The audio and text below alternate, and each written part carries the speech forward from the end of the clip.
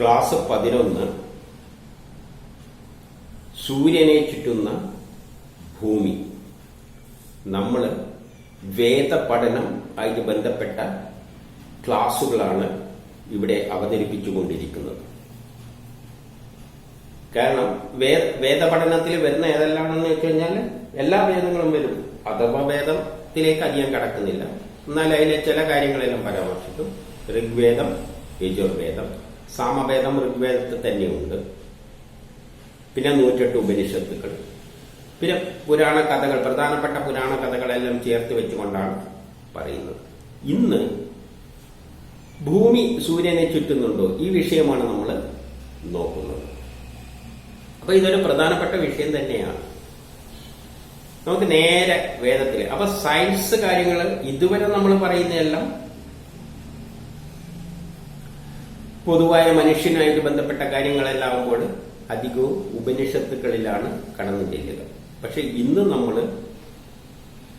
സയൻസിലേക്ക് കടക്കുമ്പോൾ അധികവും പൂർണ്ണമായ സയൻസ് വിഷയമാകുമ്പോൾ നമ്മൾ വേദങ്ങളിലേക്ക് തന്നെയാണ് കടക്കുക. അപ്പൊ ഇന്ന് നമ്മൾ കടക്കാൻ പോകുന്നത് ഋഗ്വേദത്തിലെ മണ്ഡലം 1 164:9 ഋഷി ദീർഘതമസ് പറയുന്ന ഒരു കാര്യമാണ്. ഋഗ്വേദം മണ്ഡലം 1 164:9 ഋഷി ദീർഘതമസ് പറയുകയാണ്. എന്താണ് പറയുന്നതെന്ന് നോക്കാം. സൂര്യനെ പ്രദക്ഷിണം വെച്ച് ഭൂമിദേവി ജലരാശിക്ക് വേണ്ടി കാത്തുനിന്നു. അപ്പോൾ ഇത് വിവർത്തനം എന്ന് പറയുന്നത് നിങ്ങൾ നെറ്റിലടിച്ചാൽ, നെറ്റിലും ഋഗ്വേദത്തിന്റെ വിവർത്തനം ഉണ്ടെങ്കിൽ ഈ അധ്യായം എടുത്തിട്ട് ഇതിലേക്ക് കടന്നു കഴിഞ്ഞാൽ ഇതേ അർത്ഥം തന്നെയാണ് കിട്ടാൻ പോകുന്നത്. അതുകൊണ്ട് അതിലൊന്നും സംശയമൊന്നും വേണ്ട. സൂര്യനെ പ്രദക്ഷിണം വെച്ച് ഭൂമിദേവി ജലരാശിക്ക് വേണ്ടി കാത്തുനിന്നു. അപ്പം സൂര്യനെ ഭൂമി പ്രദക്ഷിണം വെക്കുന്നുണ്ട്. അതാണ് ഇതിൽ വ്യക്തമാക്കുന്ന ഒരു കാര്യം. സൂര്യനെ ഭൂമി ചുറ്റുന്നു. ഇതെപ്പോഴും എഴുതിയതാണ്, 5000 വർഷങ്ങൾക്ക് മുമ്പുള്ളതാണ്. എന്നിട്ട് അപ്പൊ അതിലേക്ക് തന്നെ ചിന്തിച്ചു കഴിഞ്ഞാൽ നമ്മളൊന്ന് ആലോചിക്കണം. നമ്മളിപ്പോ ഈ വേദമന്ത്രങ്ങളെല്ലാം ഉരുവിടുന്ന ആൾക്കാര്, ഇപ്പൊ അച്ഛനാണെന്ന് വെച്ചോളൂ. അച്ഛൻ രാവിലെ എഴുന്നേറ്റ് വേദമന്ത്രം ഋഗ്വേദം മണ്ഡലം 1 164:9 ഉരുവിടുകയാണെന്ന് വെച്ചോളൂ. ഈ മന്ത്രം ഉരുവിടുമ്പോൾ അതിനകത്തുള്ള അർത്ഥം എന്താണ്? അവിടെ ഉരുവിടുകയുള്ളൂ, അർത്ഥമൊന്നും മനസ്സിലാക്കിയിട്ടല്ല ഉരുവിടുന്നത്. സൂര്യനെ പ്രദക്ഷിണം വെച്ച് ഭൂമിദേവി ജലരാശിക്ക് വേണ്ടി കാത്തുനിന്നു എന്നുള്ളതായിരിക്കും അർത്ഥം. അവർ അങ്ങനെ ഉരുവിട്ടുകൊണ്ടിരിക്കുകയാണ്. എന്നാ ഇപ്പുറത്തെ മുറിയിൽ ഇരുന്നിട്ട് മകൻ പഠിക്കുകയാണ്. എന്ത്? 500 വർഷങ്ങൾക്ക് മുമ്പ്, മറ്റേത് 5000 വർഷത്തിന് മുമ്പിലാണ് വേദങ്ങൾ. 500 വർഷങ്ങൾക്ക് മുമ്പ് കോപ്പർനിക്കസ് എന്ന കക്ഷി സൂര്യനെ ഭൂമി ചുറ്റുന്നു എന്ന് കണ്ടുപിടിച്ചു. മകനിപ്പുറത്തുനിന്ന് കൂടി. അച്ഛൻ അവിടെ പറയുന്നതിന്റെ അർത്ഥം അച്ഛൻ അത് പറഞ്ഞിട്ട് മനസ്സിലായിട്ടില്ല. എന്താണ് അതിനകത്ത് അർത്ഥം എന്ന് മനസ്സിലായിട്ടില്ല. 5000 വർഷത്തിലുള്ള വേദവരി എടുത്തിട്ട് പറയുകയാണ് സൂര്യനെ പ്രദക്ഷിണം വെച്ച് ഭൂമിദേവി ജലരാശിക്ക് വേണ്ടി കാത്തു നിന്നുള്ള സൂക്ത് ഉരുടുമ്പോൾ ഇപ്പുറം മോഹൻ പടയാപ്പിക്ക് പാഠം പഠിച്ചുകൊണ്ടിരിക്കുകയാണ്. 500 വർഷം, 5000 അല്ല, 500 വർഷത്തിന് മുമ്പിൽ കോപ്പർനിക്കസ് എന്ന കക്ഷിയാണ് എന്ത് ഭൂമിയാണ് സൂര്യനെ ചുറ്റുന്നതെന്ന് കണ്ടുപിടിച്ചത്. ഇത് സായിപ്പന്മാർ പഠിപ്പിച്ചു കൊടുക്കുകയാണ്. ഇപ്പൊ ഇത് രണ്ടും കേട്ടുകൊണ്ടൊരു കക്ഷി ഇവിടെ ഇരിക്കുന്നുണ്ട് അടുക്കളയിൽ. ആര്? മാതാവിന് പിന്നെ ഇതിനെപ്പറ്റി ഒരു പിടിയില്ല. ഇതാണ് നമ്മുടെ അവസ്ഥ. നമ്മളൊന്ന് മനസ്സിലാക്കണം. നമ്മൾ ഭാരത സംസ്കാരം, ആർഷഭാരത സംസ്കാരം, വേദത്തിന്റെ സാരാംശം എന്നെല്ലാം പറഞ്ഞുകൊണ്ട് പലതും പഠിപ്പിക്കുന്നുണ്ടെങ്കിലും ഹിന്ദുക്കൾ ഇങ്ങനെയല്ല എന്തെല്ലോ പറഞ്ഞുകൊണ്ടാണ് നമ്മളെ നടപ്പ് മുഴുവൻ. പക്ഷേ അവസാനം ഇതെല്ലാം കഴിഞ്ഞിട്ട് നമ്മൾ സായിപ്പ് പറയുന്ന തന്നെ പാടി നടക്കും. ഭൂമി സൂര്യനെ ചുറ്റുന്നത് കണ്ടുപിടിച്ച 500 വർഷം മുമ്പില് കോപ്പർനിക്കസ് ആണെന്ന്. ഇതാണ് നമ്മൾ കുറെ ആർഷഭാരത സംസ്കാരം മറ്റു ഇതെല്ലാം പറഞ്ഞുകൊണ്ട് നടക്കുകയും ചെയ്യും. അതേസമയം പാടുന്നത് എന്ത് തന്നെയായിരിക്കും, നമ്മളെ സായിപ്പന്മാർ എന്തെങ്കിലും പറഞ്ഞു തന്നിട്ടുണ്ടെങ്കിൽ അതും പാടി നടക്കുകയും ചെയ്യും. ഇതാണ് ഇന്നത്തെ നമ്മുടെ അവസ്ഥ. അതിൽ മാറ്റം വരുത്തണം. ഇതിലും വിസ്തരിച്ച് വേറെ ഇതെല്ലാം പറഞ്ഞിട്ടുണ്ട്, അത് നമുക്ക് പിന്നീട് നോക്കാം. ഇത് ഞാനൊരു ഉദാഹരണം പറയുന്നതേ ഉള്ളൂ. വേദത്തിലേക്ക് ഒന്ന് കടന്നു ചെല്ലുന്നതേ ഉള്ളൂ. എന്നിട്ട് ഇവിടെ പറയുന്നതിന് വേറെ പ്രാധാന്യമുണ്ട്. സൂര്യനെ പ്രദക്ഷിണം വെച്ച് ഭൂമി ദേവി. അപ്പൊ ഭൂമി ദേവി സൂര്യനെ പ്രദക്ഷിണം വെച്ച് അവിടെ പറഞ്ഞിട്ടുണ്ട്. ദേവി എന്ന് പറയല്ലോ, പ്രകൃതിയല്ല, ദേവിയാണ്. ജലരാശിക്ക് വേണ്ടി കാത്തുനിന്നു. ജലരാശിക്ക് വേണ്ടി എന്ന് പറയുമ്പോൾ അവിടെ വലിയ വിഷയങ്ങൾ വരികയാണ്. ജലരാശി അപ്പൊ ഇവിടെ അത് പറയില്ല. കാരണം വേദങ്ങള് എല്ലാം വളരെ കുറച്ച് വാക്കുകളിൽ പറഞ്ഞ് റെപ്പിറ്റേഷൻ ഇല്ലാതെ ഇവിടെ പറയുന്ന ഒരു കാര്യം അവിടെയും പറഞ്ഞാൽ ആവർത്തനമായി പോകും. അപ്പൊ ആവർത്തനം വരുന്ന കാര്യങ്ങൾ ഒഴിവാക്കിയിട്ടാണ് പറയുന്നത്. അപ്പൊ ഇവിടെ ജലരാശിക്ക് വേണ്ടി കാത്തു നിന്നു. എന്താ ജലരാശി, എന്തെന്നാ കാത്തു നിൽക്കല് എന്നുള്ള സംശയമെല്ലാം വരും. അപ്പൊ അത് അറിയണ്ടെങ്കില് ഈ ജലരാശി എന്താണെന്ന് വേറൊരു സ്ഥലത്ത് പറഞ്ഞു തരുന്നുണ്ട്. അതുകൊണ്ട് അതെടുത്ത് ഇവിടെ പറയില്ല. അത് അവിടെയാ കാണും. അതെവിടെയാണുള്ളത്? ആസ്ട്രോണമിയിലാണ് വരുന്നത്. എന്താ രാശികൾ എന്ന്. ആസ്ട്രോണമിയിൽ വരുമ്പോൾ രാശികൾ എന്തെല്ലാം ഉണ്ട്? 12 രാശികളുണ്ട്. എന്താ ഈ 12 രാശികള്? ഭൂമി കേന്ദ്രമാക്കിയിട്ട് അതിന് ചുറ്റുമുള്ള ആകാശത്തെ 360 ഡിഗ്രിയെ 12ആയി ഡിവൈഡ് ചെയ്ത് കഴിഞ്ഞാൽ 1 ഡിഗ്രി 30 ഡിഗ്രിയിൽ വരുന്ന ഒരു സ്ഥലത്തിനാണ് രാശി എന്ന് പറയുന്നത്. മാത്സിൽ ഉപയോഗിക്കുന്ന 30 ഡിഗ്രി അടിസ്ഥാന ഡിഗ്രി അതാണ്. 30 ഡിഗ്രി ആയിട്ട് ഡിവൈഡ് ചെയ്ത് കഴിഞ്ഞാൽ 12 രാശികൾ കിട്ടും. അപ്പൊ അതിൽ ഓരോന്നിനും മേടയുടെ നല്ല പേര് കൊടുത്തിട്ടുണ്ട്. അത് ജ്യോതിഷത്തിൽ വരുന്നുണ്ട്. അതുകൊണ്ട് ഇവിടെ പറയുന്നില്ല. അപ്പൊ രാശി എന്താണെന്ന് അവിടെ നോക്കിക്കോളും. അപ്പൊ അവിടെ ജലരാശി എന്താണെന്ന് നോക്കുമ്പോൾ ഇടവത്തിൽ മഴ പെയ്യും, കർക്കിടകത്തിൽ മഴ പെയ്യും, തുലാത്തിൽ മഴ പെയ്യും. അപ്പൊ ചില രാശികളിൽ സൂര്യന്റെ സ്ഥാനം ചില രാശികളിലാവുമ്പോൾ ഭൂമിയാണ് ചുറ്റുന്നത്. ഇവിടെ പറഞ്ഞിട്ടുണ്ട് മഴ പെയ്യുന്നുണ്ട്. അപ്പൊ ജലരാശികൾ. അപ്പൊ മഴ പെയ്യാൻ വേണ്ടിയിട്ട് ഭൂമി കാത്തിരിക്കുകയാണ്. മഴ പെയ്താലേ മാത്രമേ എന്തുണ്ടുള്ളൂ, ഭൂമിയിൽ ജീവജാലങ്ങളെല്ലാം പുഷ്ടിപ്പെടുകയുള്ളൂ. അപ്പൊ അത്രയും കാര്യങ്ങൾ, ഇൻഡയറക്റ്റ് ആയിട്ടുള്ള കാര്യങ്ങൾ അതിൻ്റെ അകത്ത് വരികയാണ്. അപ്പൊ ജലരാശി എന്താണെന്ന് മനസ്സിലാക്കണം. അത് ഇവിടെ പറയില്ല, ആവർത്തനം. അവിടെ പറഞ്ഞ എന്റെ അടുത്ത് ഇവിടെ പറഞ്ഞു കഴിഞ്ഞാൽ ഈ വേദങ്ങളെല്ലാം പുസ്തകങ്ങൾ കൺട്രോൾ പോകും. അതൊന്നും ചെയ്യാൻ പറ്റില്ല അവർക്ക്. ഒത്തി പറഞ്ഞ കാര്യം വേറെടുത്ത് പറയില്ല. അവിടെ പോയി നിങ്ങൾ നോക്കിക്കോളും. അപ്പൊ ജലരാശികൾ എന്തുകൊണ്ടാണ് അങ്ങനെ ജലരാശികൾ ഉണ്ടായി എന്ന് പിന്നെ ചിന്തിക്കേണ്ടി വരും. ജലരാശികൾ എന്തുണ്ടായത്? സൂര്യന് ചുറ്റും ഭൂമി ഒരേ ദൂരത്തിലാണ്, ഒരേ റേഡിയസിലാണ്, വൃത്തത്തിലാണ് ചുറ്റിയിരുന്നെങ്കിൽ ഈ ചൂടുകാലം തണുപ്പുകാലം അങ്ങനെയൊന്നും ഉണ്ടാവുമായിരുന്നില്ല. കാരണം എന്തുണ്ടാണ്? ഒരേ ദൂരത്തിലാണ് ചുറ്റുന്നുണ്ടെങ്കിൽ എപ്പോഴും ഒരേ ദൂരമായിരിക്കും, ചൂടും ഒരേപോലെ ആയിരിക്കും, ഒരേപോലെ ഇരിക്കും ഭൂമിയിലെ കാലാവസ്ഥ. സീസൺസ് ഇല്ല.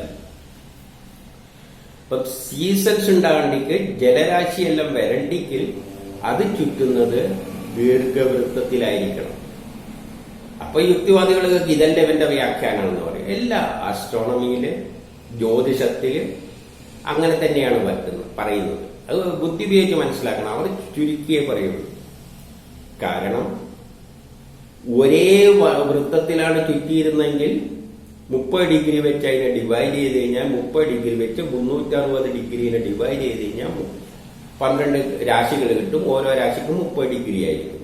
അപ്പൊ അതിന്റെ ചാപം എന്തായിരിക്കും? നമ്മൾ ആർക്ക് ലെങ്ത് എന്ന് പറയുന്നത് തുല്യമായിരിക്കും.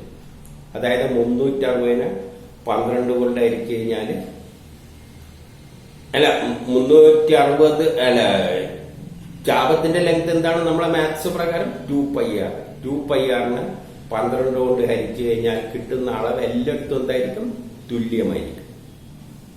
ചാപത്തിന്റെ ദൈർഘ്യം, അതായത് 2πrനെ 12 കൊണ്ട് ഹരിച്ചത് അത്രയായിരിക്കും എല്ലാം സർക്കിളിലാണെങ്കിൽ.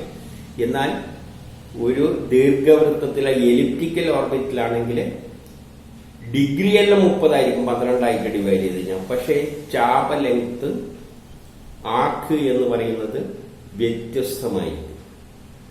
അങ്ങനെ വ്യത്യസ്തമായത് കൊണ്ടാണ് ചിലപ്പോൾ സൂര്യനോട് അടുക്കും, ചിലപ്പോൾ അകലെ. അതുകൊണ്ടാണ് സീസൺസ് ഉണ്ടാവുന്നത്. ഇതും ചിലപ്പോൾ അങ്ങനെ വ്യാഖ്യാനിച്ചതാണെന്ന് പറയുകയാണെങ്കിലും ജ്യോതിഷത്തില് ഈ ചാപത്തിന്റെ അളവ് എത്രയായിട്ടാണ് കാണിച്ചിരിക്കുന്നത്?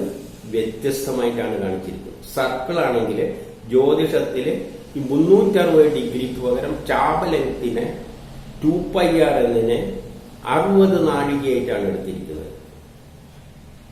ഈ 2πr എന്ന സഞ്ചരിക്കുന്ന ദൂരത്തെ 60 നാഴികയായിട്ടാണ് എടുത്തിരിക്കുന്നത്. അപ്പൊ ഒന്നിന് എത്രയായിരിക്കും?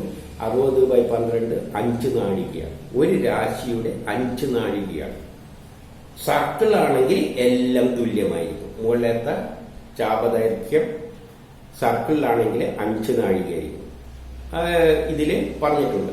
പക്ഷേ ജ്യോതിഷം പറയുന്നു എല്ലാ രാശിയുടെയും രാശിമാനം വ്യത്യസ്തമാണ്.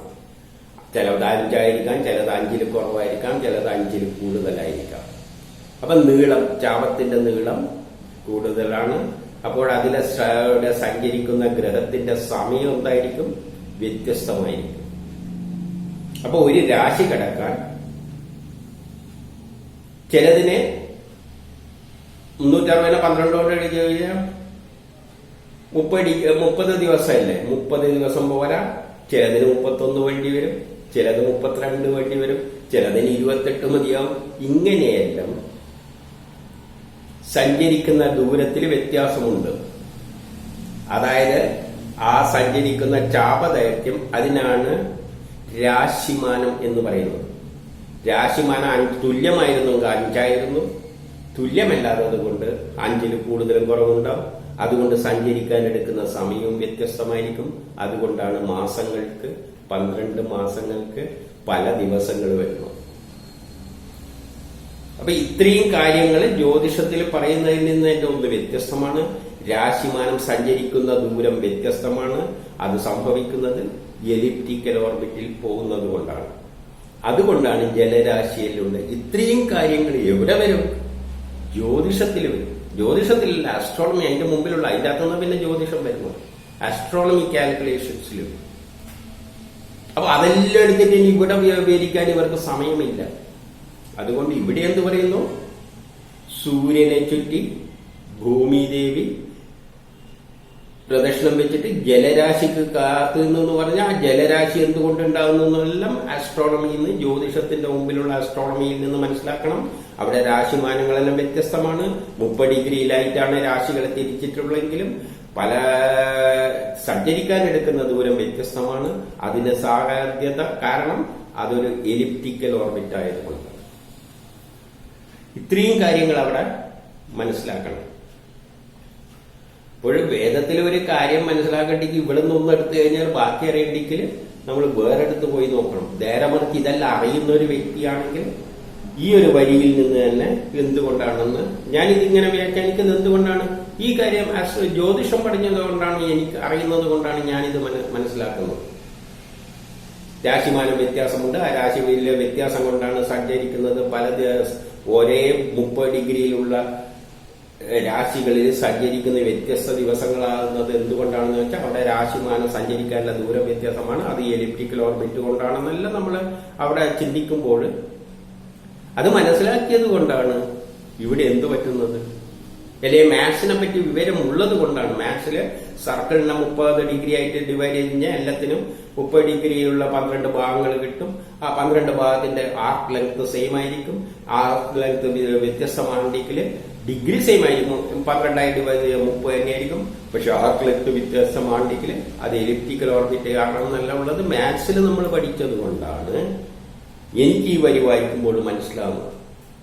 അപ്പം വേദത്തിലേക്ക് ഒരാൾ കടക്കണ്ടെങ്കിൽ നല്ല പല വിഷയങ്ങൾ അറിയുന്നവന് മാത്രമേ വേദത്തിലെ വരികളിലൂടെ സഞ്ചരിക്കാൻ പറ്റുള്ളൂ.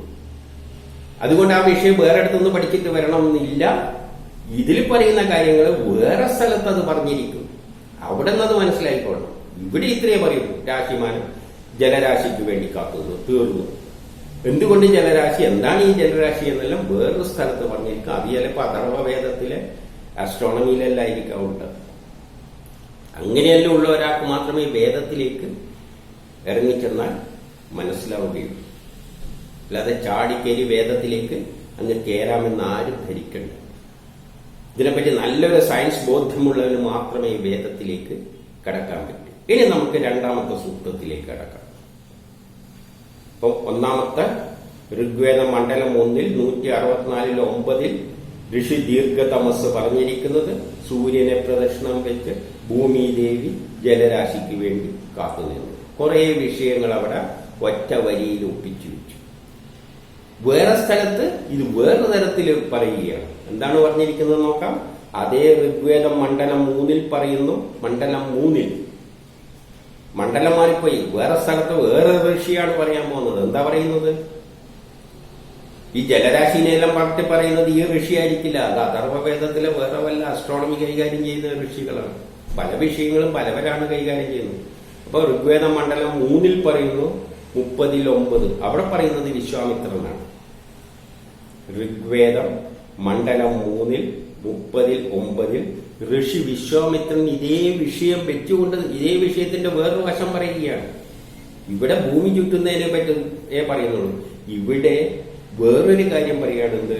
ഹേ ഇന്ദ്ര, നീ അനന്തവും വിശാലവും ചലിച്ചുകൊണ്ടിരിക്കുന്നതുമായ പൃഥ്വിയെ, നീ വിശാലമായിട്ട് ചലിച്ചുകൊണ്ടിരിക്കുന്ന ഭൂമിയെ, അപ്പൊ അവിടെയും ഭൂമിയെ ചുറ്റുന്നു എന്ന് പറഞ്ഞിരിക്കുകയാണ്. ഇവിടെയും പറഞ്ഞിരിക്കുകയാണ് ഭൂമിയാണ് ചുറ്റുന്നത്. വിശാലവും അനന്തവും ചലിച്ചുകൊണ്ടിരിക്കുന്നു, അനന്തമായി ചലിച്ചുകൊണ്ടിരിക്കുകയാണ്. എത്രയോ കാലമായിട്ട് അങ്ങനെ കറങ്ങിക്കൊണ്ടിരിക്കുകയാണ്, ചലിച്ചുകൊണ്ടിരിക്കുകയാണ്. കൊണ്ടിരിക്കുന്ന പൃഥ്വിയെ സ്ഥാപിച്ചു. നീ ആകാശത്തെയും പൃഥ്വിയെയും ഒരിക്കലും വീഴാത്ത വിധത്തിൽ ധാരണം ചെയ്യുകയും ചെയ്തു. അത് ഭൂമിയെ മാത്രമല്ല, ഭൂമിയെയും ആകാശത്തിലുള്ള ആകാശം എന്ന് പറയുമ്പോൾ ആകാശത്തിൽ എന്തെല്ലാം ഉണ്ട്? പല ഗ്രഹങ്ങളും എല്ലാം കൂടിയതാണ് ആകാശം. ശൂന്യസ്ഥലവും കുറെ ഗ്രഹങ്ങളും കൂടിയതാണ്, ഗോളങ്ങൾ കൂടിയതാണ് ആകാശം. അതിനെയെല്ലാം വീഴാത്ത വിധത്തിൽ ധാരണം ചെയ്തു. അതായത് എല്ലാവും അതിൻ്റെതായ വഴിയിൽ, പറഞ്ഞിരിക്കുന്ന വഴിയിൽ സഞ്ചരിച്ചുകൊണ്ട് അവിടെ നിൽക്കുകയാണ്. അതൊന്നും ആ സ്ഥലത്തുനിന്ന് വീണുപോകില്ല. ഭൂമിയൊന്നും ഈ സ്ഥാനത്തുനിന്ന് വീഴുന്നില്ല. അപ്പൊ ഇതൊന്നും വീഴാത്ത തരത്തിലാണ് അവിടെ കിടക്കുന്നതെന്ന് പറയുകയാണ്. ഒന്ന് ചിന്തിച്ചു നോക്കേ. അതിനുള്ള ധാരണം ചെയ്യുകയും ചെയ്തു. ഇന്ദ്രനാണ് അതെല്ലാം അറേഞ്ച് ചെയ്തിരിക്കുന്നതെന്ന് പറയാം. അതായത് ഇന്ദ്രൻ എന്ന ശക്തി ഈ ഗ്രഹങ്ങളെല്ലാം അതാത് സ്ഥാനത്ത് വീഴാത്ത തരത്തിലാണ് സംവിധാനം ചെയ്തിരിക്കുന്നത് എന്ന് പറയുകയാണ്. അപ്പൊ അടുത്ത യുക്തിവാദിയുടെ ചോദ്യം എന്തായിരിക്കും? എങ്ങനെയാണ് ധാരണം ചെയ്തിരിക്കുന്നത്? എന്ത് വ്യവസ്ഥിതിയാണ് അവിടെ ഉണ്ടാക്കിയിരിക്കുന്നത്? ആരാണ് ഇന്ദ്രൻ എന്നുള്ള ചോദ്യം വരികയാണ്. അതൊന്നും ഇവിടെ കയറിയിട്ട് ഈ ഒരു വരിയിൽ കയറി ഇന്ദ്രൻ എന്നതാണ്, ഇന്ന തരത്തിലാണ് ധാരണം ചെയ്തിരിക്കുന്നത്, ഇന്ന വ്യവസ്ഥിതിയാണ് ഉണ്ടാക്കിയിരിക്കുന്നത് ഒന്നും പറയില്ല. കാരണം അത് റെപ്പറ്റീഷനാണ്. അത് വേറെ സ്ഥലത്ത് പറഞ്ഞിട്ടുണ്ട്. അത് വേറൊരു സൂത്രത്തിൽ, അത് ഞാൻ പിന്നീട് പറയാം. കാരണം ഇതൊരു എക്സാമ്പിളായിട്ട് പറഞ്ഞ ഒരു വിഷയത്തിലേക്ക് കിടക്കുമ്പോൾ പലതരത്തിലാണ്. അപ്പൊ ചോദിക്കാതെ ഇപ്പം തന്നെ പറഞ്ഞാലേ അത് പൂർണ്ണമാവുകയുള്ളൂ. നമ്മളെ അങ്ങനെയല്ല പഠിപ്പിക്കുന്നത്. 5ാം ക്ലാസ്സിൽ പഠിക്കും സൂര്യന് ചുറ്റും 9 ഗ്രഹങ്ങൾ ചുറ്റിക്കൊണ്ടിരിക്കുകയാണ്. ബുധൻ, ശുക്രൻ, ഭൂമി, ചൊവ്വ, വ്യാഴം, ശനി, യുറാനസ്, നെപ്റ്റ്യൂൺ, പ്ലൂട്ടോ നവഗ്രഹങ്ങൾ ചുറ്റിക്കൊണ്ടിരിക്കുകയാണെന്ന് ചെറിയ ക്ലാസ്സിൽ 5ലോ 2ലോ എനിക്കറിയില്ല, ഓർമ്മയില്ല, ഏതോ ഒന്നിൽ പഠിപ്പിക്കും. സൂര്യനെ ചുറ്റും 9 ഗ്രഹങ്ങൾ ചുറ്റിക്കൊണ്ടിരിക്കുന്നു. അവിടെ പിന്നെ ചുറ്റിക്കൊണ്ടിരിക്കുന്നതേ പറയുള്ളൂ. അത് ചുറ്റിയാവാനുള്ള, വീഴാത്ത തരത്തിൽ ചുറ്റുവാനുള്ള ഒരു സംവിധാനം അവിടെ ഏർപ്പെടുത്തിയിരിക്കുന്നു എന്ന് പറഞ്ഞു പോയാൽ ആ ക്ലാസ്സിൽ അത് പറയില്ല. സൂര്യന് ചുറ്റും ഗ്രഹങ്ങളെല്ലാം ചുറ്റുന്നു, അത് വീഴാത്ത തരത്തിൽ അങ്ങനെ അതിനെ അറേഞ്ച് ചെയ്തിരിക്കുകയാണെന്ന് പറയുകയാണെങ്കിൽ കുട്ടികൾ ഉടനെ അധ്യാപകനോട് ചോദിക്കുക, സാറേ അതെങ്ങനെയാണ്, ആ സംവിധാനം എന്താണെന്ന് ചോദിക്കും. പിന്നെ അധ്യാപകൻ അവിടെ കിടന്ന് വെബ്ബെ അടിക്കേണ്ടി വരും. കാരണം ഈ സംവിധാനം എന്ന് പറഞ്ഞാൽ വേറെ വലിയൊരു സിസ്റ്റമാണ്, വലിയൊരു സയൻസാണ്. അതെല്ലാം വരുന്ന എവിടെയാണ്? ചിലപ്പോൾ ഫിസിക്സിലും അങ്ങ് പ്രീ ഡിഗ്രി എഞ്ചിനീയറിംഗിലെല്ലാം വരുമ്പോഴാണ് ഈ ബലങ്ങളെ പറ്റിയെല്ലാം, എങ്ങനെയാണ് ഈ ചുറ്റുന്ന അങ്ങനെ നിൽക്കുന്നത് എന്നുള്ള ബലങ്ങളെ പറ്റി വരുന്നത്. ഇപ്പം നമ്മളെ പുസ്തകത്തിൽ അത്രയും പറയും. അത് ഇവിടെ എന്ത് പറയുന്നുള്ളൂ? ഇതൊന്നും വീഴാത്ത തരത്തിലുള്ള ഒരു സംവിധാനത്തിൽ ഇന്ദ്രനാടെ ആക്കി. ഇന്ദ്രനാരാണ്, ആവിന് പിന്നിലുള്ള ശക്തി എന്താണെന്നല്ല നമ്മൾ പിന്നീട് വേറെ അതിന് ഇന്ദ്രനെ പറ്റി വേറെ വിസ്തരിച്ചു പോയിട്ടുണ്ട്. അതല്ല അവിടെ നിന്ന് മനസ്സിലായിക്കൊള്ളണം. ഇത്രയും പറയാൻ പറ്റൂ സയൻസ്. അപ്പൊ ഇതിനെപ്പറ്റി, ഈ ചുറ്റുന്നതിനെ പറ്റി പറഞ്ഞിരിക്കുന്നതെന്ന് പറഞ്ഞാൽ വേറൊരു സ്ഥലത്തിൽ എന്ത് പറഞ്ഞിട്ടുണ്ട്? 2 ബലങ്ങളാണ് ഗ്രഹങ്ങളെ അതിൻ്റെ അകത്ത് ഓർബിറ്റിൽ പിടിച്ചിരിക്കുന്നതെന്ന് വേറൊരു സ്ഥലത്ത് ഗ്രഹങ്ങളെ പറ്റി പറഞ്ഞിട്ടുണ്ട്. അത് പിന്നീട് നമുക്ക് കാണാം. ഞാൻ ഇതിനു മുമ്പിൽ പോസ്റ്റ് ചെയ്തിട്ടുണ്ട്. ഇപ്പൊ 2 ബലങ്ങളാണ് ഈ ഗ്രഹങ്ങളെ. ഇവിടെ എന്ത് പറഞ്ഞു? അതിന് സംവിധാനം ചെയ്തിരിക്കുന്നു ഇന്ദ്രൻ ആരാണെന്നാലും പിന്നീട് നോക്കണം.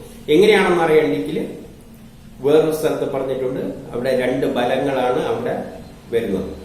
നമ്മൾ സയൻസിലും പഠിക്കുമ്പോൾ അങ്ങനെ തന്നെ പറയും. ഒരു കല്ലിന് ഒരു കയറ് വെച്ച് ഇങ്ങനെ ചുറ്റുമ്പോൾ അവിടെ കിടന്ന് ചുറ്റുന്നത് എന്തുകൊണ്ടാണെന്നുള്ള കാര്യത്തിൽ ബലങ്ങളെ പറ്റിയല്ല അനലൈസ് ചെയ്യുന്ന അവിടെയുണ്ട്. കറങ്ങുന്ന വസ്തുക്കൾ അത് വേറൊരു സ്ഥലത്താണ് പഠിപ്പിക്കുന്നത്. അല്ല ഭൂമിക്ക് സൂര്യന് ചുറ്റും ഗ്രഹങ്ങൾ ചുറ്റുന്നു എന്ന് പഠിപ്പിക്കുന്നിടത്ത് അത് പഠിപ്പിക്കില്ല. അത് വേറത്തിലാണ്. അപ്പൊ അവിടെ ഒരു ഇക്വിലിബ്രിയത്തിന്റെ കാര്യം പറയും. ബലങ്ങളും ഇക്വിലിബ്രിയത്തിന്റെ 2 ബലങ്ങൾ ഒരു ഇക്വിലിബ്രിയത്തിൽ അതിനെ അടപ്പിടിച്ച് വെക്കുന്നു എന്ന് പറയും. വേറൊരു സ്ഥലത്തേക്ക് എത്തുമ്പോൾ അതും മാറും. ആ ബലങ്ങളെ പറ്റി പഠിപ്പിക്കുന്നത് വേറെ സ്ഥലത്തായിരിക്കും. ആ സ്ഥലത്തെത്തുമ്പോൾ ബലങ്ങളെ പറ്റി ഇങ്ങനെ പറയും. വ്യത്യസ്ത ബലങ്ങളെ എങ്ങനെയാണ് ഒരു ഇക്വിലിബ്രിയത്തിലേക്ക് എത്തിച്ചേരുന്നത്.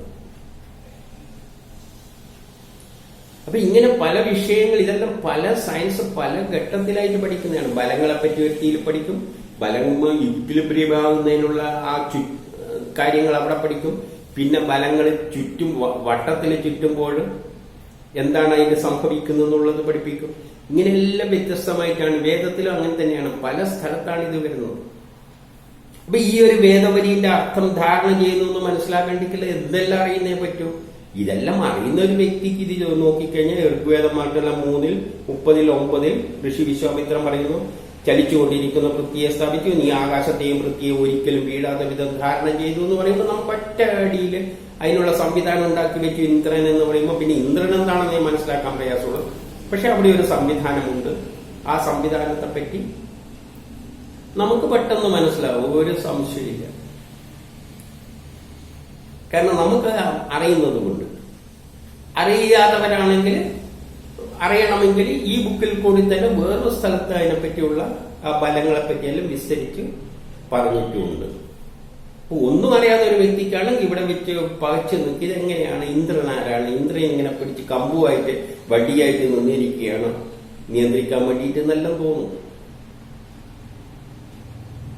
അപ്പൊ ഈ വിഷയം കൈകാര്യം ചെയ്യുക എന്ന് പറയുന്നത് അത്ര എളുപ്പമല്ല. അപ്പൊ ഇത്രയും കാര്യങ്ങളിൽ എന്താണ് പറഞ്ഞു വെച്ചത്? ഭൂമി സൂര്യനെ ചുറ്റുന്നു, അതിന്റെ ഫലമായി ചുറ്റുന്ന പ്രത്യേകതകൾ കൊണ്ടാണ് ജലരാശികൾ ഋതുക്കളെല്ലാം ഉണ്ടാകുന്നത്. അപ്പൊ ഋതുക്കളെ പറ്റി പ്രപഞ്ചം ഉണ്ടാകുന്ന സമയത്ത് തന്നെ ദിക്കുകളെ പറ്റി പറയുന്നുണ്ട്. ആ ദിക്കുകളുടെ ഫലമായിട്ടാണ് ഋതുക്കൾ ഉണ്ടാകുന്നതെന്നെല്ലാം പ്രപഞ്ചം ഉണ്ടാകുന്ന സമയത്ത് വിവരിച്ചു വെച്ചിട്ടുണ്ട്. അതാണ് അതിന്റെ ഫലമാണ് ഇവിടെ എടുത്ത് അപ്ലൈ ചെയ്യുന്നത്. പിന്നെ അതിന്റെ ഘടകങ്ങളെല്ലാം അസ്ട്രോളജിന്റെ മുമ്പിലുള്ള അസ്ട്രോണമിയിലെല്ലാം വിവരിച്ചു വെച്ചിട്ടുണ്ട്. രാശിമാനത്തെ പറ്റിയെല്ലാം എലിപ്റ്റിക്കല് സഞ്ചരിക്കുമ്പോൾ ഇങ്ങനെയെല്ലാം ആവുക എന്നെല്ലാം പറഞ്ഞു വെച്ചിട്ടുണ്ട്.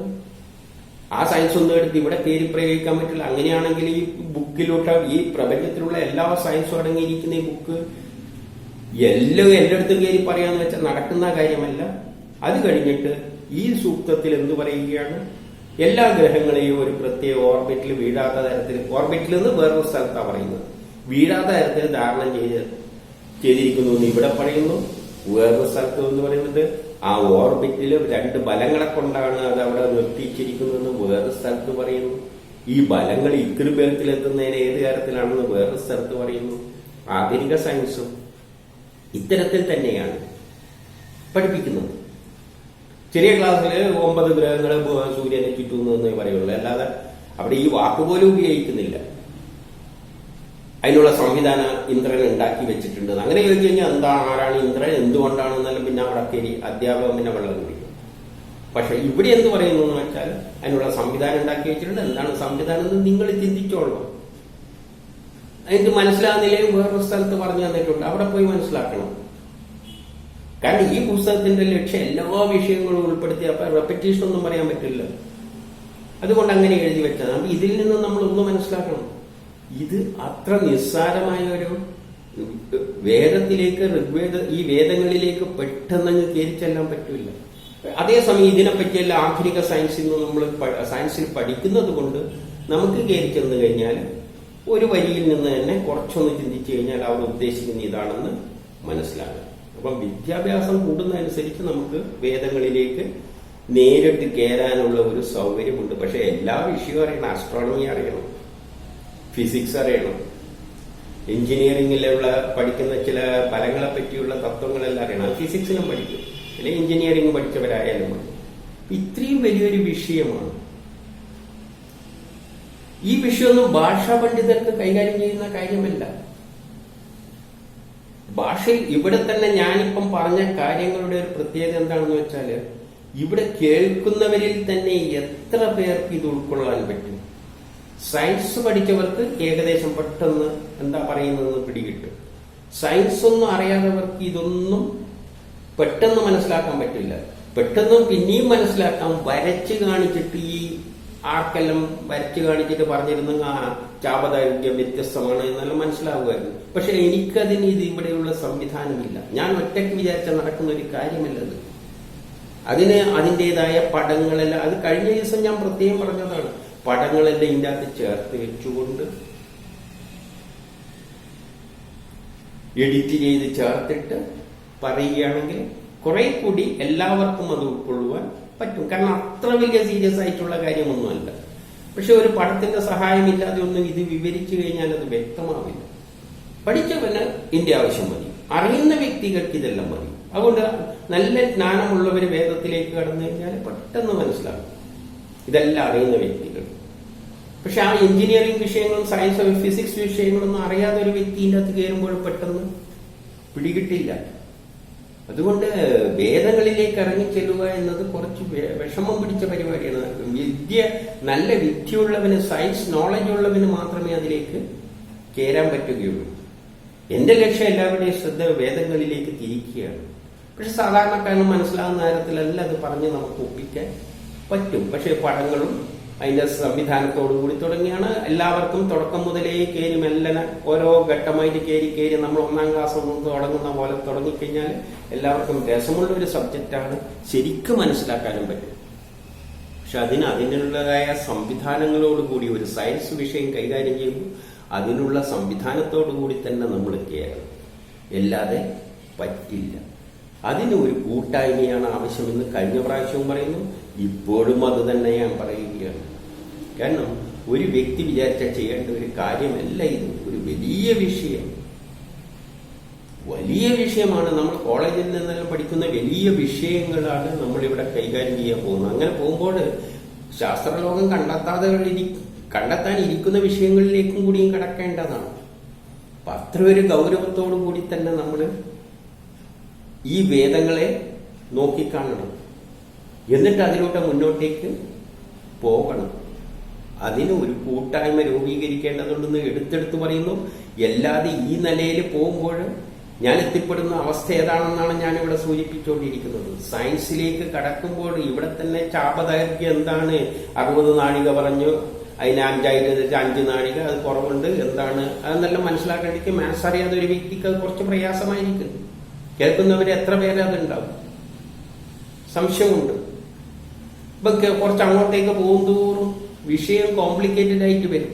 ഒരു പടത്തിലൂടെ തന്നെ നമ്മൾ പറഞ്ഞു പോകുമ്പോൾ നമുക്ക് പുതിയ താല്പര്യമുള്ളവർക്ക് ഉൾക്കൊണ്ടുകൊണ്ട് പോകാം. അതിനാണ് ഞാൻ പറയുന്നത്, അത്തരത്തിലുള്ള ഒരു കൂട്ടായ്മയിലൂടെ മാത്രമേ വേദങ്ങൾ നമുക്ക് കൈകാര്യം ചെയ്യാൻ പറ്റുകയുള്ളൂ. അത് അല്ലാതെ ഇങ്ങനെ എനിക്ക് പറഞ്ഞു പോകാൻ പറ്റില്ല. പിന്നെ ഒന്നും വ്യക്തമാണ്, ഈ വേദവരികൾക്കൊന്നും നേരത്തെ ഞാൻ പറഞ്ഞു, നമ്മൾ ആത്മീയവാദികൾക്കൊന്നും ഇത് മനസ്സിലായിട്ടില്ല എന്ന്. അവർ കുറ്റപ്പെടുത്തിയിട്ട് കാര്യമില്ല. സയൻസ് അറിയാത്തവർക്ക് ഭൂമിയിലെ സൂര്യനെ പ്രദക്ഷിണം വെച്ച് ഭൂമി ജേവി ജലരാശിക്കായിട്ട് കാത്തു നിന്നു. അത് ഭൂമിയെ സൂര്യനെ ചുറ്റുന്നെന്ന് പറയുന്നതന്നെ അവർക്ക് ഉൾക്കൊള്ളാൻ പറ്റിയിട്ടില്ല. ഭൂമിദേവി എന്ന് പറയുമ്പോൾ എന്തോ കണ്ണും മൂക്കും എല്ലാം വെച്ച് പുരാണ കഥകളിലുണ്ടല്ലോ, ദേവി ഇങ്ങനെ കണ്ണും. അപ്പൊ ഏതോ ഒരു ദേവി ഇങ്ങനെ സൂര്യനെ ചുറ്റിയിട്ടുണ്ട് എന്ന് പറയുന്നുണ്ട് എന്നുള്ള നിലയിൽ അങ്ങ് പോകും. ആത്മീയമായിട്ട് ദേവി നല്ല ഏതോ ഒരു ദേവി സൂര്യന്റെ ചുറ്റും പ്രദക്ഷിണം വെച്ചിട്ടുണ്ട് എന്നെല്ലാം പറയും. അപ്പൊ അവരുടെ മനസ്സിലോട്ട് പോകുന്ന ദേവി എന്ന് പറയുന്നത് നമ്മൾ ഈ അമ്പലത്തിലെല്ലാം ഉള്ള സങ്കല്പത്തിൽ വരുന്ന നല്ല ഒരു ദിവ്യമായ ഒരു ഭൂമി ദേവി കണ്ണും മൂക്കും എല്ലാം വെച്ചിട്ട് നമ്മൾ ഈ ഭൂമിയാണെന്ന് അന്നേരം മനസ്സിൽ വരില്ല. ഇത് ഈ ഭൂമിയല്ല, ഈ ഭൂമിയുടെ ഒരു ദേവി, പിന്നിലുള്ള ഒരു ദേവിയാണ് അങ്ങനെ നമുക്ക് കാണാൻ പറ്റാത്ത ഒരു ദേവിയാണ്. സൂര്യനെ പ്രദക്ഷിണം വെക്കുന്നു, എന്റെ ജലരാശിക്ക് വേണ്ടി കാത്തുനിന്നു, ജലരാശിക്ക് വേണ്ടി കാത്തിരിക്കുന്നു എന്ന് പറയുമ്പോൾ അവർ ചിന്തിക്കും, ഓ ജലം കിട്ടാൻ വേണ്ടിയിട്ട് കാത്തിരിക്കുകയായിരിക്കും, ദേവിക്ക് ജലം അർപ്പിക്കാൻ വേണ്ടി, ജലതർപ്പണത്തിന് വേണ്ടിയിട്ട് കാത്തിരിക്കുന്നതായിരിക്കും എന്നെല്ലാം അങ്ങ് ധരിച്ചു പോകും. ഭാഷാ പണ്ഡിതർക്ക് അത്രേ പോകാൻ പറ്റൂ, സയൻസിലോട്ട് അത് കാണാൻ പറ്റില്ല. എന്നിട്ടോ ഇന്ദ്ര നീ അനന്തവും വിശാലവും ചരിച്ചുകൊണ്ടുമായി തൃതീയ സഭ, ഏതോ ഒരു ഇന്ദ്രൻ കണ്ണും മൂക്കുള്ള ഒരു ഇന്ദ്രനാണ് എന്തുണ്ടാക്കിയിരിക്കുന്ന ഭൂമി ഇങ്ങനെ ഉണ്ടാക്കിയിരിക്കുന്നു. ഇന്ദ്രൻ എങ്ങനെയല്ലോ ഒരു വലിയ ദൈവം, ഒരു ഈശ്വരൻ, ഇന്ദ്രൻ എന്ന ഈശ്വരൻ ഭൂമി എന്നുണ്ടാക്കി ഇങ്ങനെ ഉണ്ടാക്കി വെച്ചിരിക്കുകയാണ്. ആകാശത്തെയും പൃഥ്വിയെയും ഒരിക്കലും വീഴാത്ത തരത്തിൽ ധാരണം ചെയ്യുന്നു. ആകാശ കാണുന്ന സാധനം, ദൂരത്തൊരു സാധനം കിടക്കുന്നുണ്ടല്ലോ, ആകാശം ഇങ്ങനെ കൊട പോലെ, അതിന് വീട് പോകുന്നില്ല. എപ്പം നോക്കുമ്പോൾ അത്ര അവിടെ കിടക്കുന്നുണ്ട് ഒരു കൊട പോലെ. അത് വീഴുന്നുമില്ല. അതവിടെ വീഴാത്ത കാര്യം വെറുതെ വർണ്ണിക്കുകയാണ് എന്നെല്ലാം പറയും.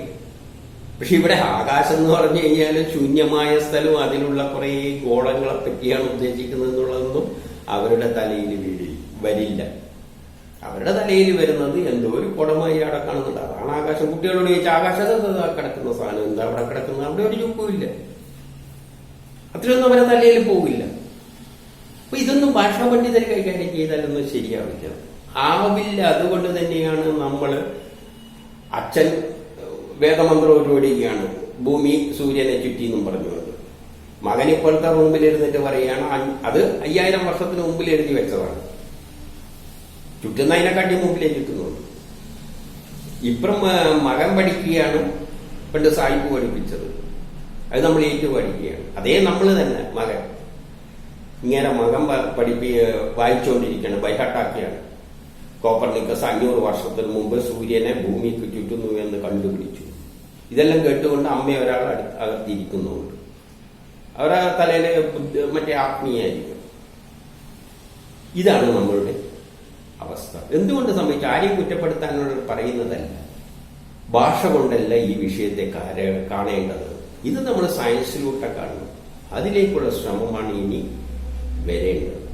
അപ്പോൾ നമ്മളിവിടെ പ്രധാനപ്പെട്ട പല വിഷയങ്ങളാണ് കൈകാര്യം ചെയ്തിരിക്കുന്നത് 2 സൂക്തത്തിലൂടെ. ഋഗ്വേദത്തിന്റെ മഹത്വം അങ്ങനെയാണ് മനസ്സിലാക്കുന്നത്. സൂര്യനെ ഭൂമി ചുറ്റുന്നു, ആ ചുറ്റുന്നത് തന്നെ എലിപ്റ്റിക്കൽ ഓർബിറ്റിലാവുന്നു. ആ എലിപ്റ്റിക്കൽ ഓർബിറ്റിൽ കൊണ്ടാണ് പല രാശികൾക്ക് പല ചാപദൈർഘ്യം ഗ്രഹങ്ങൾ സഞ്ചരിക്കാനുള്ള സമയം വ്യത്യസ്തമാണ്. അതുകൊണ്ടാണ് ഓരോ മാസത്തിനും 30, 28 ഇങ്ങനെയെല്ലാം പല മാസങ്ങൾക്ക് വരുന്നത്. വ്യത്യസ്ത സമയം എടുത്തിട്ടാണ് പറയുന്നത്. അതിന് കാരണം ഈ എലിപ്റ്റിക്കൽ ഓർബിറ്റാണ്. അങ്ങനത്തെ എലിപ്റ്റിക്കൽ ഓർബിറ്റ് ആയതുകൊണ്ടാണ് എന്തുണ്ടായിരിക്കുന്നത്, ഋതുക്കൾ ഉണ്ടാകുന്നത്, ജലരാശികളെല്ലാം ഉണ്ടാകുന്നത്. അങ്ങനെയാണ് ഭൂമിയെ സ്ഥാപിച്ചിരിക്കുന്നത്. ഈ ഭൂമിയെയും ആകാശത്തിൽ ഇങ്ങനെ കുറേ ഗ്രഹങ്ങളുണ്ട്, ഗോളങ്ങളുണ്ട്. ഗോളങ്ങൾ എന്ന് പറഞ്ഞാൽ നക്ഷത്രക്കൂട്ടങ്ങളെ എല്ലാം ഗോളമായിട്ടാണ് എടുത്തിരിക്കുന്നത്. അനന്തമായ, അതാണ് ആകാശം. ആ ആകാശത്തിലെല്ലാം ഗോളങ്ങൾ ഇതേപോലെ ഭൂമിയെ പോലെ തന്നെ, ഭൂമിയെ സൂര്യനിട്ടും കറങ്ങുന്ന ഒരു പ്രത്യേക തരത്തിൽ അറേഞ്ച് ചെയ്ത മാതിരി തന്നെ ഈ ഗോളങ്ങളെയെല്ലാം ഒരു പ്രത്യേക ക്രമത്തിൽ അറേഞ്ച് ചെയ്ത്, അതായത് പ്രപഞ്ചഘടന വരെ വരുന്ന കാര്യങ്ങളാണ് ഈ 2 സൂക്തത്തിൽ അറേഞ്ച് ചെയ്ത് വെച്ചിരിക്കുന്നത്. അത് ചില പ്രത്യേക തത്വങ്ങളുടെ അടിസ്ഥാനത്തിലാണ് അത് അറേഞ്ച് ചെയ്തിരിക്കുന്നത്. അത് ഫലങ്ങളൊന്നും ഇവിടെ പറഞ്ഞിട്ടില്ല, അത് പിന്നീട് വരുന്നതാണ്. ഇത്രയും വിശാലമായ കാര്യങ്ങളാണ് ഇതിലൂടെ പറഞ്ഞു വെച്ചിരിക്കുന്നത് 2 സൂക്തങ്ങളുടെ. ഇതെല്ലാം ഉൾക്കൊള്ളണമെങ്കിൽ ഇത്രയും ജ്ഞാനം മോഡേൺ സയൻസിലൂടെ നമ്മൾ മനസ്സിലാക്കിയെങ്കിൽ മാത്രമേ ഈ 2 വരികളുടെ അർത്ഥം നമുക്ക് ഉൾക്കൊള്ളാൻ പറ്റുകയുള്ളൂ. അല്ലെങ്കിൽ ഇതിന് സമാനമായ ബാക്കി കാര്യങ്ങൾ നമ്മൾ വേദത്തിലെ മറ്റുള്ള ഭാഗങ്ങളിൽ നിന്ന് മനസ്സിലാക്കിയാൽ മാത്രമേ ഇത് ഉൾക്കൊള്ളാൻ പറ്റുള്ളൂ. അത് പ്രയാസമാണ്. ഇത് പഠിക്കാതെ മറ്റേലേക്ക് പോയി പഠിക്കുക, എല്ലാം തിരിച്ചിങ്ങനെ, അതൊന്നും അത്രയല്ല. നമ്മളെ നോളേജ് അനുസരിച്ച് നമ്മൾ ഇതൊന്നും മനസ്സിലാക്കാൻ പറ്റും, അതിൽ നിന്ന് കടന്നു ചിന്തിക്കാൻ പറ്റും.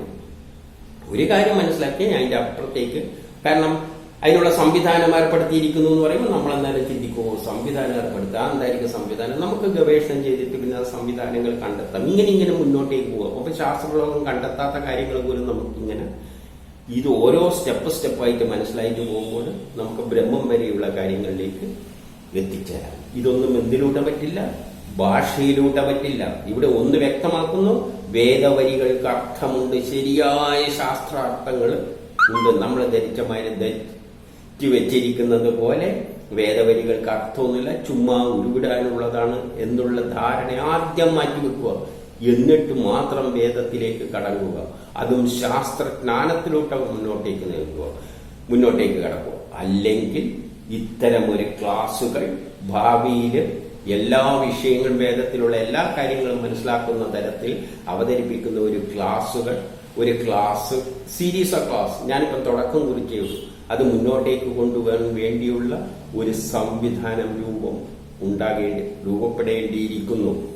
സയൻസ് വിഷയം ഇങ്ങനെ ഒരു യൂട്യൂബും വെച്ച് ഒരു മൊബൈലും വെച്ചുകൊണ്ട് അവതരിക്കാൻ പറ്റില്ല. അതിന് എനിക്കൊരു ലിമിറ്റേഷൻ ഉണ്ട്. എന്നെ കൊണ്ട് പറ്റുന്നവരെ എനിക്ക് പോകാൻ പറ്റൂ.